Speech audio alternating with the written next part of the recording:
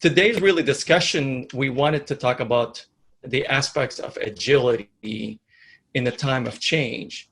And there's a great way of capitalizing on this and really putting a starting discussion around it with this quote that it's not the strongest species that survives, nor the most intelligent. It is the one that's most adaptable to change. And we are really going through change right now, where we've been disrupted and it moving us from one curve to the second curve. And we are kind of find ourselves right in the middle of that change. And this aspect of where we're just right in the middle, we're trying to find our footing and get to the reactivation, but hopefully we really would spend time transforming the way we do things so that we can thrive to the new normal.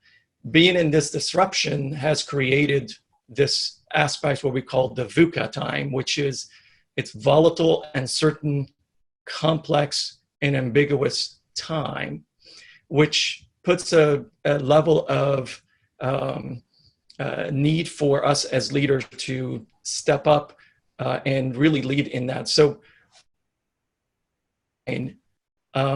what are you doing the same or differently leading through this VUCA time as a leader in healthcare? Yeah, Mo, thank you. I think it's done a couple things for me in the organization. One, it's reinforced how amazing it is what you can accomplish when you're focused and aligned. We'll talk more about that a little bit later, in the presentation. And secondly, in these uncertain times, in these VUCA times, as I'm just learning about with many others, it's never more critical that we lean into those core fundamentals. Just ensuring decision making, who makes them, alignment around communicating those decisions, and making sure that you have a clear structure in place to facilitate information as it comes in. The last thing you want are decisions being made in a vacuum or lacking that critical 360 view of the organization in order to mitigate unintended consequences. That's awesome. And so that kind of brings me to something you said, which is really about fundamentals. And you and I have worked over multiple horizons of time in different organizations. And you have taken the teaching that we've been talking about, The Art of War with Sun Tzu. You have taken it to heart and really took it a step further and applied it deeper into your organization, whether when you were in Michigan or in the Carolinas and now in Chicago. But I've been talking about The Art of War for a while, and we had created a process around it.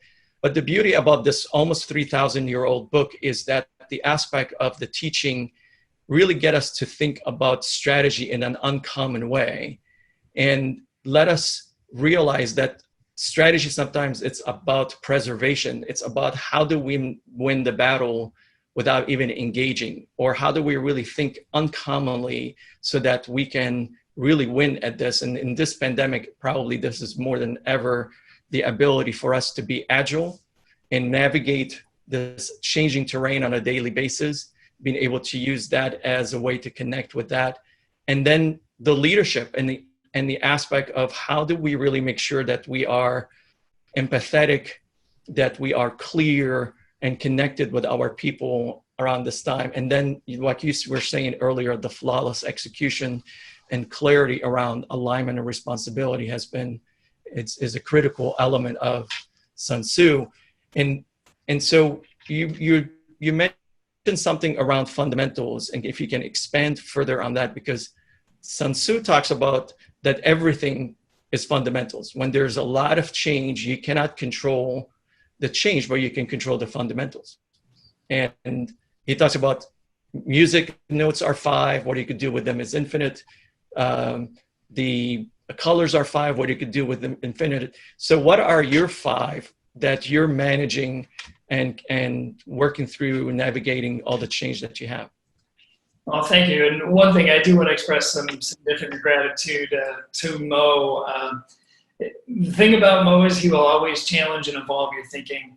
And you're right, I have really taken to the things that you challenge my thinking with, particularly around strategy. And so when we talk about Sun Tzu, Mo continues to fascinate me with his understanding of Sun Tzu and consistently challenging my thinking with it. And so right now, it's amazing when you look back, 10, 12 weeks ago, and again, just reinforcing how important terrain assessment is, which we're going to talk about in a minute, and then being agile, which is something certainly Sun Tzu promotes.